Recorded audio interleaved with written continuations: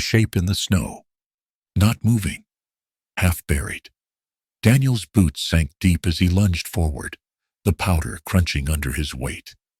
The cold bit at his skin through the wool of his coat, sharp enough to sting, but he didn't slow. Kneeling, he swept away the drift with gloved hands until his fingers brushed silk torn wet, almost frozen stiff. Her face emerged pale, as milk lips nearly blue eyes closed. He pressed 2 fingers to her neck. For a heartbeat, nothing. Then there. A flutter, weak but real. Alive. She didn't look like someone who'd wandered too far from home. She looked placed. Like the mountain hadn't taken her at all. Someone had left her here. Only 2 hours earlier, the day had been quiet. Snow fell in that slow, deliberate way that softened every sound and blurred the ridgelines into the sky.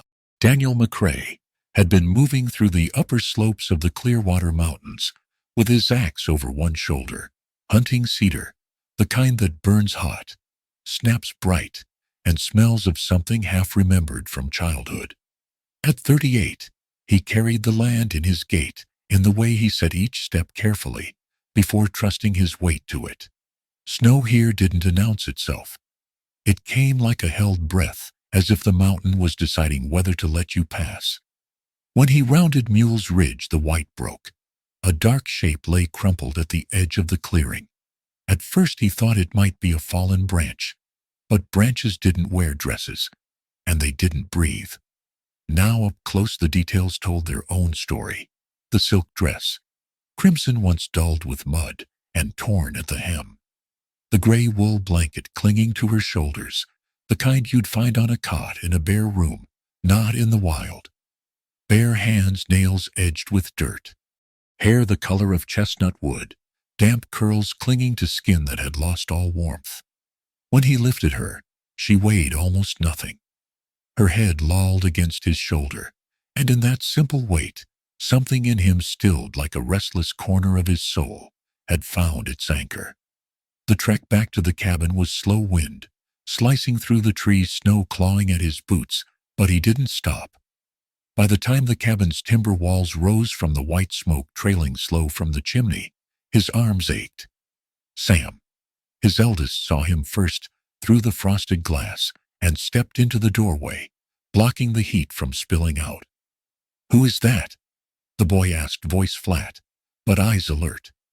"She would have died out there," Daniel answered. "So might we," Sam muttered, but Daniel didn't bite.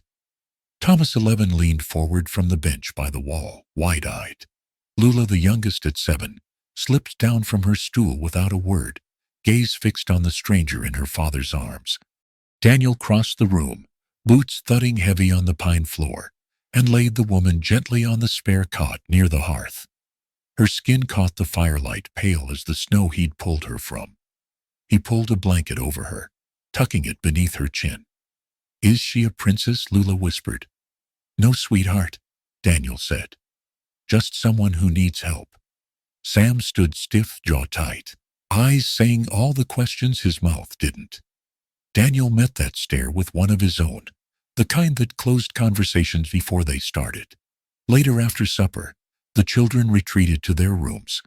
Daniel stayed by the fire, boots off, knife idle in his hands, watching the woman breathe in. Shallow, steady rhythm. Not with desire. Not even pity. Just the wary patience of a man who'd learned that some truths arrived in their own time. The clock ticked against the wall. A log split with a sharp crack in the hearth. She shifted in her sleep, not waking, just curling tighter, as though holding on to something no one else could see. Daniel reached for the small blanket folded on the chair, Lula's, and draped it over her. It smelled faintly of lavender and wood smoke. Outside, the wind sighed through the pines, a long, low sound like it remembered something lost. Inside, the fire whispered against the walls. And Daniel McCrae sat with the quiet knowledge that whatever had brought her here wasn't done yet. Finding her had been the easy part. If this story finds a place in your heart, pull up a chair by the fire and subscribe to Wild West Drama to ride with us on the next trail ahead. And now, Let's let the wind and the dust do the talking. Nora woke to the faint smell of dying embers. Her heart beat slow, as if feeling its way back toward life. The first thing she saw wasn't the ceiling, nor the window, but a pair of wide eyes staring straight at her. "Papa said you'd wake today," the little girl whispered. Then, after a pause, her brows drew together. "He didn't say you'd be so pale, like you're about to die." The chill in the words cut straight into her bones. "Die?" Nora's lips curved faintly. "No, though yesterday came close." The girl nodded, setting a mug of warm milk, sweet with honey, on the crate beside the bed. Steam rose like a quiet invitation. Then she left her steps light on the pine floor. Only then did Nora push herself upright. Every muscle ached. Her fingertips burned raw. In her fogged memory, a cold road, wheels biting over ice, a man's dry, unkind voice, and then the endless white swallowing it all. For the first days, she spoke little. Daniel kept his distance, offering food, tending the fire, glancing at her from across the room. Thomas managed cheeky half smiles before slipping away. Lula brought pine cones and stories, as if Nora had always been there. Only Sam watched. The boy stood too tall for 15, his eyes shadowed with burdens, too heavy for his age, looking at her like he was waiting for her to prove dangerous. One night, with wind lashing the windows and the fire snapping sharp, Sam broke the silence. "What were you doing out there?" Surviving, Nora said evenly. "That's not an answer. It's the only one that matters." "You running from something." She didn't blink. "Everyone runs from something, Sam. Even you." He flinched just slightly before walking away. Daniel stayed at the table, sharpening his knife for the third time that week, saying nothing. The next night, a cry split the dark. Lula burning with fever, breaths fast and shallow. Daniel knelt to check her, but Nora's voice was already steady, precise. "Water. Boil it. Peppermint if you have it. Vinegar. Clean rags." Thomas rushed to obey. Sam hesitated until Daniel gave one nod. Nora rolled up her sleeves, revealing faint scars, some old, some not. Her hands worked without tremor, warm cloths.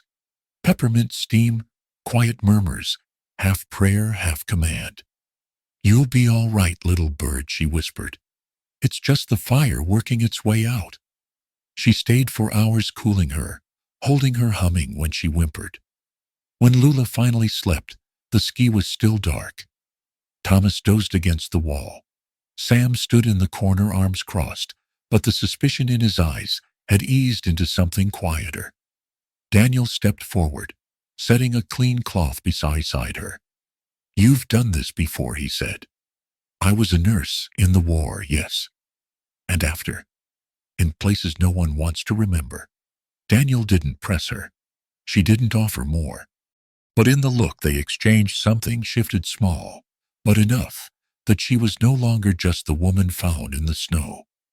The next morning, Sam lingered by the fence, watching Nora hang freshly washed blankets that no longer smelled of sickness. She kept working, the wooden clothespin tight in her hand. Through the door's open crack, the scent of pine drifted in. Somewhere far down the slope, the sound of hoofbeats carried on the morning air. Daniel, standing on the porch, narrowed his eyes. In these parts, a rider at dawn rarely brought good news.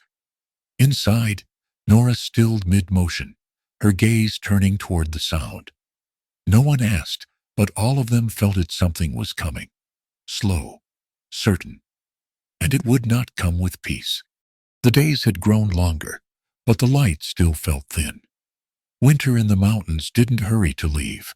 It lingered in the bones of the earth, in the wind that crept through chinks in the wood, in the ache behind Daniel's eyes when he stared too long at nothing. And Nora, she stayed. She cooked sometimes, or read aloud to Lula in the evenings, her voice low and even.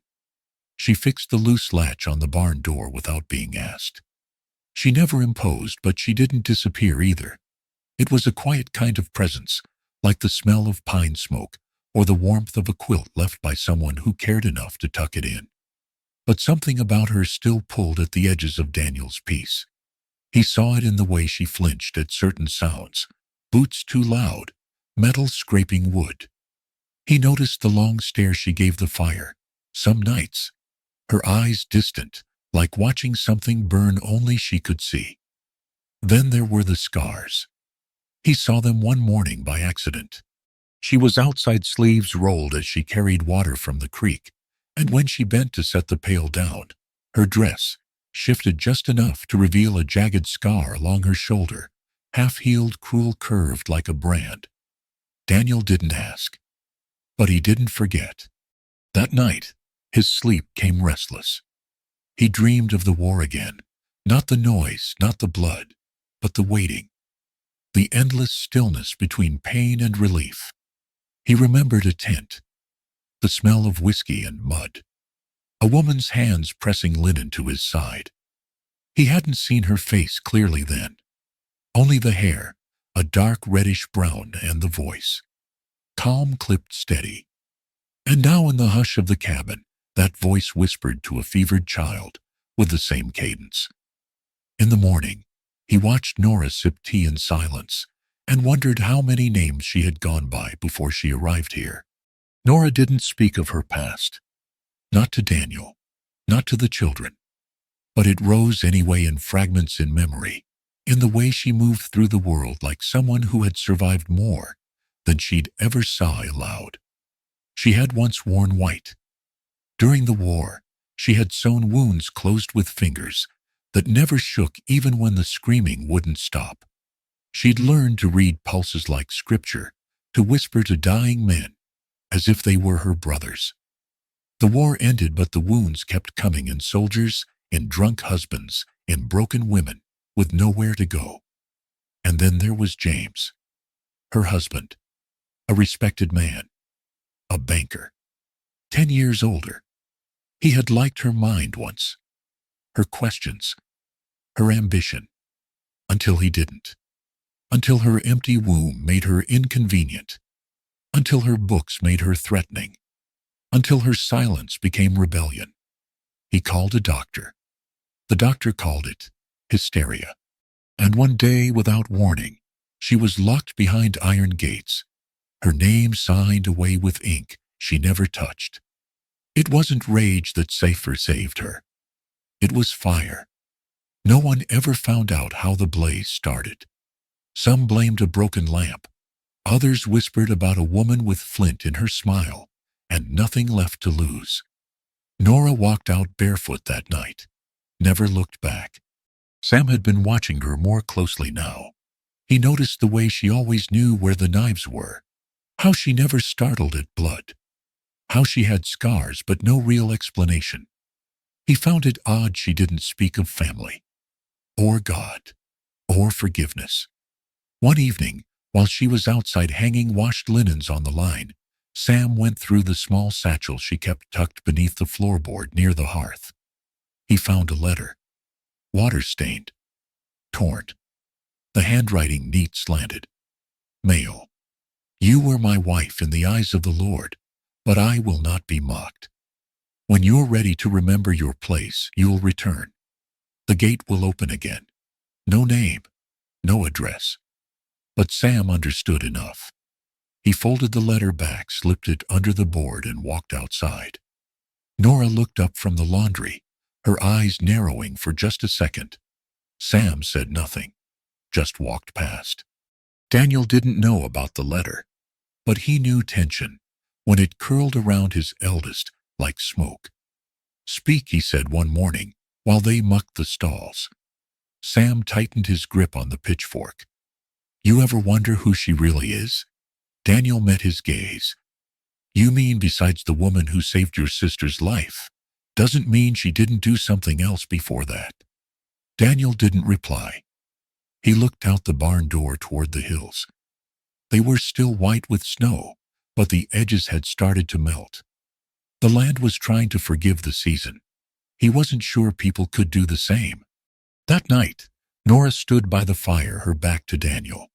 Her dress slipped off one shoulder as she shifted, revealing again, the scar clearer now in the lamplight. He stepped closer. Not to touch, just to see. That was no accident, he said. Nora didn't turn. No. Someone hurt you. Yes. Daniel was quiet a long time. Then I think we met once. Long ago. In a tent. You stitched me up near the ribs. You sang while you did it. She smiled, faint and tired. I remember. You didn't scream. I wanted to. They didn't speak after that. The fire crackled. Outside, a coyote called low and long. Nora finally said, I never killed him. Daniel nodded. I didn't ask. But you wondered. He looked at her, eyes shadowed with things he hadn't named yet. I wonder a lot of things these days. Nora turned, then met his gaze. There are worse crimes than surviving, she said. And Daniel, for the first time, didn't feel the need to disagree. Spring came slow to the Clearwater ridges. It crept in on softened snow, the sound of dripping eaves, the faint green of buds testing the wind. For a while, it seemed the cabin might settle into peace. But peace, like the thaw, was never without consequence. One morning, Eunice arrived. She came on foot from the eastern slope, where her family's land touched the pines. Tall, straight-backed, with braids streaked in silver, and eyes that missed little. She'd been a friend to Daniel's wife, before the fever took her, and since then a rare but steady figure in the McCrae's lives, bringing herbs, mending advice, silence when needed. She stayed by the fire just long enough to warm her hands, then turned to Daniel, with a look that made him set down his cup. She doesn't belong here, Eunice said, nodding toward the back room, where Nora was folding linens. Daniel's jaw clenched. She's not hurting anyone. Not yet, Eunice replied. But some things carry shadow even when they smile. Lula had wandered in, then clutching her braid, sensing the heaviness in the room. Eunice's gaze softened, but her voice did not. You have children, she said. You think about what grows when roots are wrong. Then she left without touching her tea. Later that week, Sam returned from town with more than supplies. He carried a folded newspaper in his coat, a week-old, smudged but legible. It had come from a Missouri outlast, traded along with flour and dried apples. Page 3. Beneath the fold, missing nurse linked to death of prominent banker. There was a sketch. And a name. Nora Hargrove. Sam stared at it for a long time, before folding the paper again and tucking it into his pack. That night, he waited until the fire had burned low and the others had gone to sleep. Daniel was carving near the window, working slow with his blade. Do you know who she is? Sam asked quietly. Daniel didn't look up. I know enough. Sam stepped closer, held out the paper. Daniel read the headline, then the first paragraph. He didn't speak. She's not who she says she is, Sam said. If she ever even said. Daniel laid the paper on the table. I never asked her for that kind of truth. Well, I'm asking now, Sam snapped. If you won't send her away, I will. There was silence. Not heavy, not explosive, just steady. Daniel's voice was low when it came. You think you're protecting us. I am. No, you're afraid. That's not the same. Sam's face flushed. She's dangerous, Pa. She saved your sister's life. That doesn't mean she didn't take someone else's. Daniel met his son's eyes then. So what do you want to do? Drag her to town? Let them decide if she's guilty by the line of her mouth. Sam opened his mouth, then closed it again. The silence returned, filled only by the ticking of the wall clock and the crackle of a dying log. Nora said nothing when she saw the paper the next morning on the table. She only folded it once more and placed it in the fire. It burned quick, as if it had been waiting. Thomas watched with wide eyes. Lula said nothing, just slid her hand into Nora's beneath the table. It was Lula, always Lula, who stood beside her. The little girl followed Nora like a shadow, asking questions, bringing her bent dandelions, begging for stories before bed. And Nora, who once spoke in half sentences, now found herself whispering tales of far-off places and braver hearts than hers. One night, while the wind knocked soft at the shutters, and Lula curled under a patched quilt, she asked again, "Tell me about the baby stars." Instead, Nora said something different. "I once had a child," she murmured, voice barely there. Lula's eyes opened wide and quiet. "But I never got to hold them," Nora continued. "They took the child from me, before they ever learned my name, before they ever called me Mama." Lula blinked. "That's not fair." "No," Nora whispered, brushing a curl from the girl's forehead. "It isn't."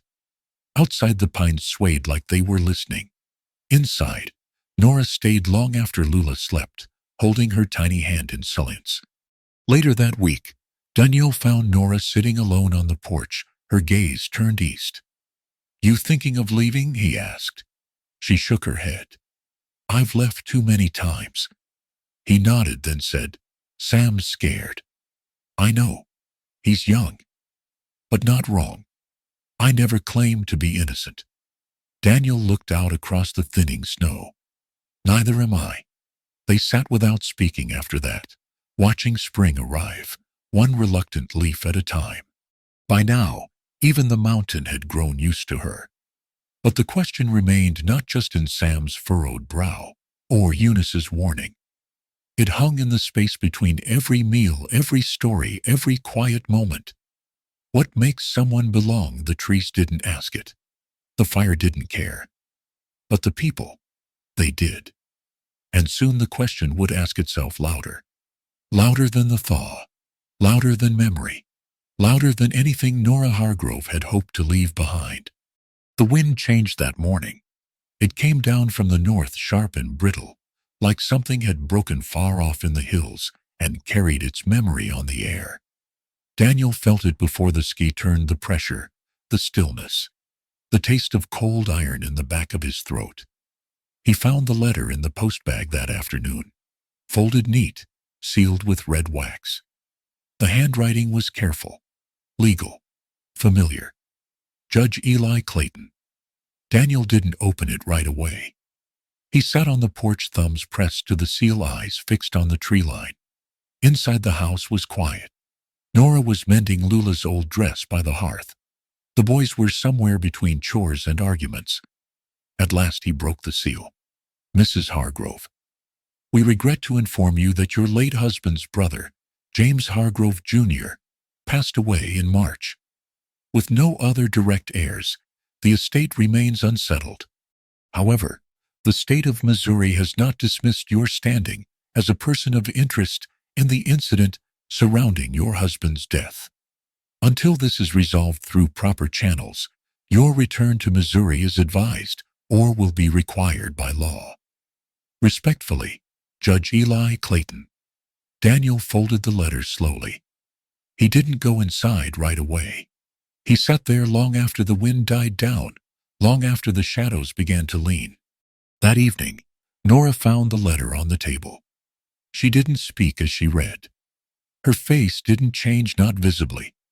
But something inside her settled the way a bird lowers its wings before the rain. "I thought they'd forgotten," she said softly. Daniel didn't answer. "They haven't," she continued. "But I have." He turned from the fire, jaw tight. "Do you want to go back?" She smiled. It wasn't a warm smile. "To what?" "A house full of ghosts. A name I no longer use." Daniel's fingers flexed at his side. "Then what happens now?" he asked. Nora folded the letter again carefully. "Now we wait. Until the law comes. Or doesn't." He didn't like the answer, but he didn't challenge it, because he wasn't sure what he wanted more, for her to stay, or for the storm she carried to pass them by. That night, the flames rose. It began as a crackle, then a rush, then the scent unmistakable of smoke and hay and heat. Daniel woke first. He flung the door open and saw it the barn engulfed in orange. The horses screamed, wood snapped. Sparks flew into the black sky like warnings too late given. He ran barefoot shouting for water for the boys, for Nora. But deep down, a thought coiled sharp in his gut. This wasn't an accident. Nora and Thomas got the gate open. The horses bolted wide-eyed and wild. Lula stood in the doorway sobbing. Sam was nowhere. When the flames died to cinders and only the skeleton of the barn remained, Daniel stood with his hands on his knees, lungs heaving. Then he turned to Nora. "Where's Sam?" She didn't answer at first. Her face was pale with ash, her eyes dark with knowing. "He left," she whispered. "Before the fire." Daniel's mouth went dry. "He blames me," she said. Daniel said nothing. But in the space between them, the truth hung heavy, not proven, not spoken, but undeniable. By morning, the wind was gone. The sky had turned brittle blue. Lula clung to Nora's side.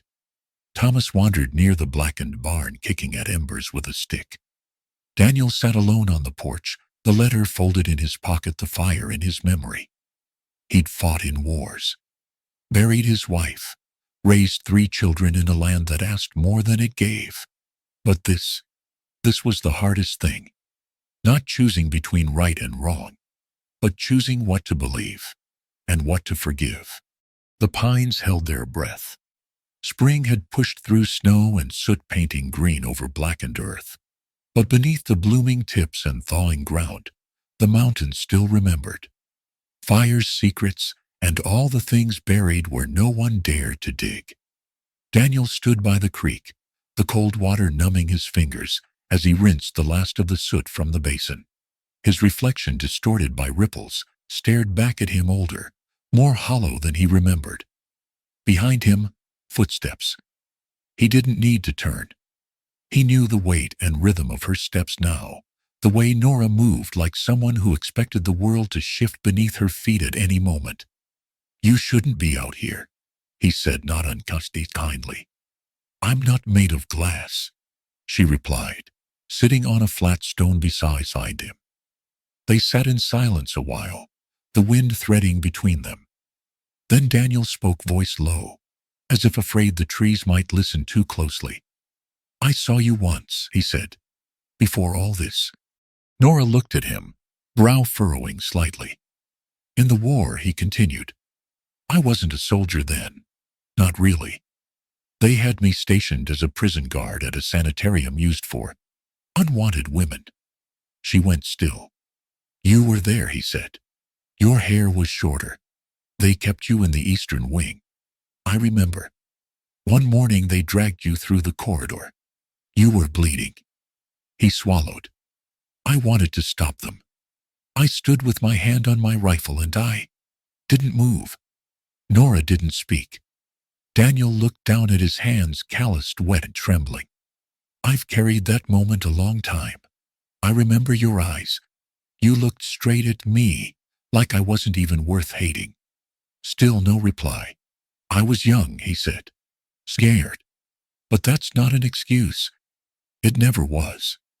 When he finally met her gaze, he expected coldness, distance. But instead she looked at him the way wind bends to tired trees, softly, deliberately.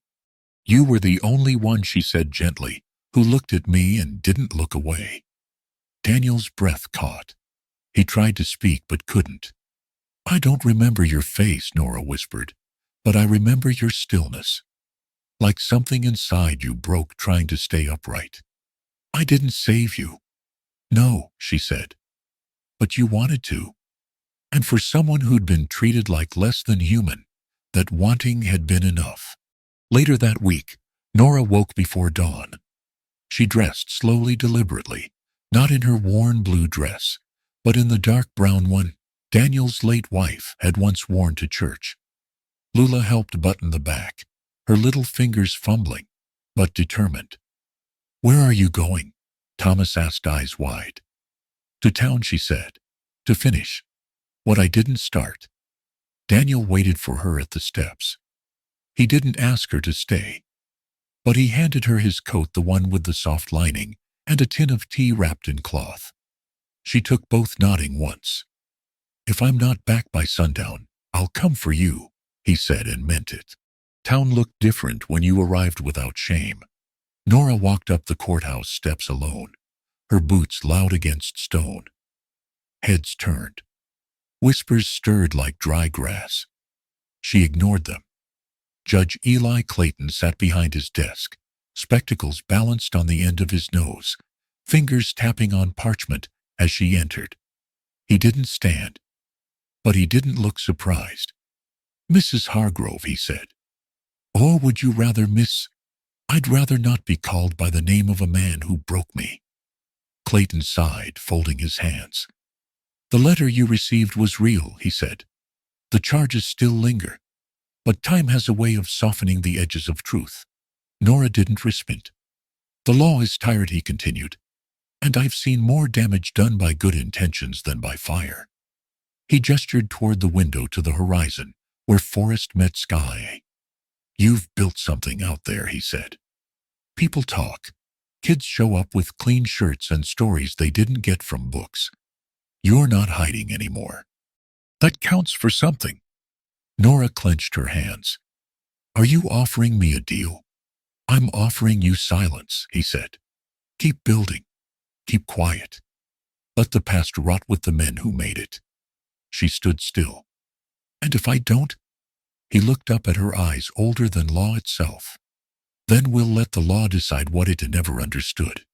She rode back with dust in her hair and a steadiness in her spine that hadn't been there before. When she arrived, Lula ran into her arms. Daniel stood on the porch, carving knife still in hand, but he didn't speak. He didn't need to. Nora met his eyes. "I'm staying," she said. And Daniel, for the first time in weeks, exhaled like someone who'd been holding breath too long. The cabin still stood, same crooked eaves, same patched shingles, same hand-carved door that creaked like it remembered every storm it had endured. But inside, something had changed. A chalkboard now leaned against the far wall, dark and smooth. Crates once used for apples now held bundles of books. A bent horseshoe hung near the window, and from it dangled a rusted spoon, Nora's school bell. It rang clear each morning, not loud but enough. They called it the school beneath the pines. It began with Lula and Thomas, then Micah's twin cousins from the northern ridge. Soon after came Ruthie, a barefoot girl with a scar across her chin and a hunger for story. Then another and another. By summer's end, there were 12 children, sitting cross-legged on braided rugs, holding pencils whittled from spare pine.